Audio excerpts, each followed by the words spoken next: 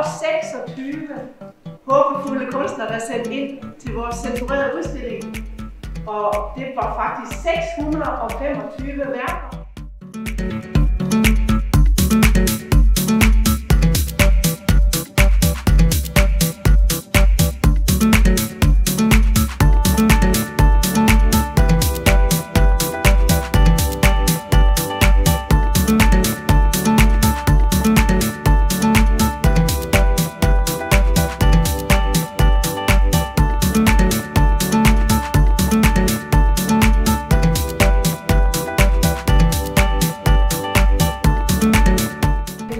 Jamen, som sagt, så hedder jeg Louise Lange. Jeg kommer ind fra Aalborg, og jeg er 3. generations keramiker.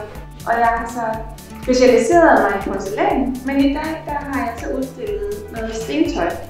Og det var faktisk corona, som ligesom åbnede op for, at man kører ligesom i sit daglige døgn, kan man sige. Og så kom der corona, der var nedlukning, og så tænkte jeg, det kan være, at vi skal tage lege. Og så tog vi noget andet herind, og det har faktisk været rigtig sjovt. Men tusind tak for prisen. Det er jeg rigtig glad for. Tak for det.